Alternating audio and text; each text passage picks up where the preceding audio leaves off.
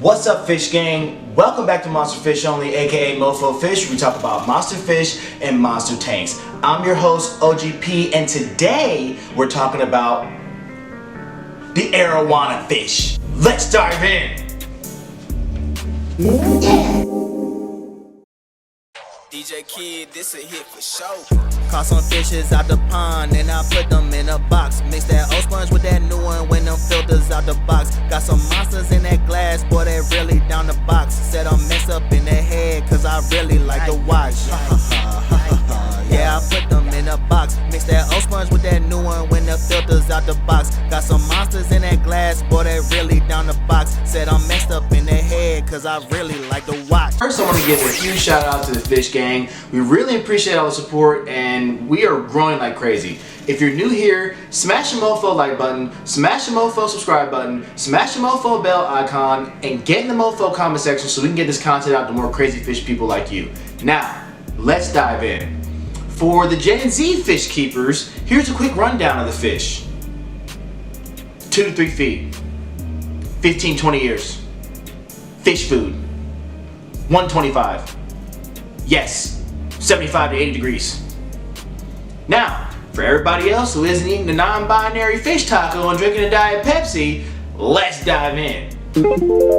So, there are many different species of the Arowanas that come from all over the globe, including Asia and Australia. For the sake of this video, I'm just going to stick to a general care guide. Research your specific creature before putting them in a glass box in your grandma's garage.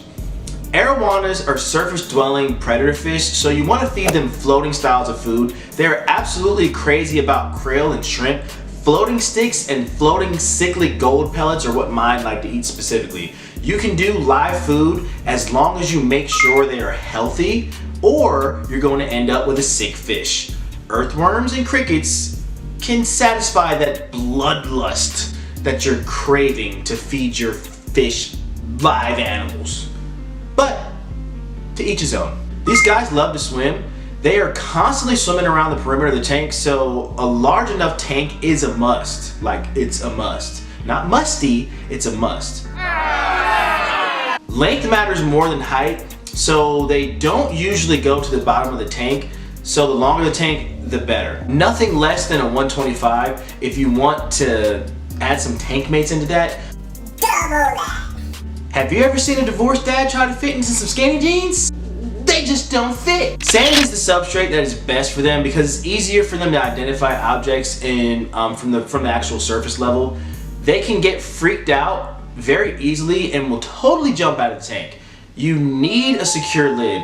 Put some black filter padding underneath to prevent injuries. A very popular hobbyist slash YouTuber that goes by the name of Joey from DIY Aquariums actually lost a fish due to it jumping and banging into the lid. So if it can happen to him, it can happen to anyone. And trust me, that dude is thorough. Be sure to use black colored filter pads because anything else will be ugly. Like, it won't be aesthetically pleasing to the eyes. It'll turn colors and it'll be gross and it's just not, it won't look good. You want to give these creatures pristine water parameters, as these fish are highly susceptible to nitrates. Big heavy filtration and regular 25 to 50% water changes are a must. Trust me, the moment you slack off, they will get lethargic and refuse to eat. Be a fish lord, not a fish fool. When it comes to decor, less is more.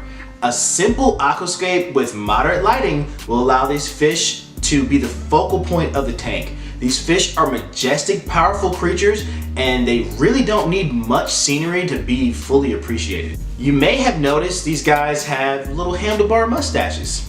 And no, that's not a popular millennial cry for attention. They're actually known as mandibular barbells. They are highly sensitive whiskers that they use to detect food and other oddities in the water. When it comes to tank mates, they can be a hit or miss. This comes down to a variety of things, but I'll keep it brief. They are territorial creatures, so they may harass other fish, or you may get a shy guy and it may get stressed out and bullied, and that's never good. So you'll be playing with fire every day. Trust me, I had one named Peeps with a ferocious appetite. Like, ferocious appetite. And he tried to eat every damn thing. But unfortunately, he met his demise at the hands of my red-tailed catfish. They were doing fine together in the 90-gallon. When I moved him over to the 125 for more space, for some reason the next day, he was eating. And I don't know why. They didn't change much. Gordon Ramsay priced meal for the free $99. What are you? An idiot sandwich. Signs of a healthy Arowana is clear eyes, healthy shiny scales, and a strong appetite. You may have an issue if it's swimming near the bottom. It seems to be very bloated or it's very lethargic. Obviously a water change first, add in a little bit of salt, and then start with API General Cure. Add in a little bit of Melafix just for good measure and see if that improves the situation. If not, you may want to consult a veterinarian or do some independent research along with whatever you screwed up, because you screwed something up. All in all, you get a nice big old tank with a big filter and some warm water, and this fish will thrive and be merry. But that's all I have for you. Shout out to the whole fish gang. If you haven't already, make sure to smash the like button and sub to the channel so we can get these videos out to more crazy fish people like you. I'm out the tank.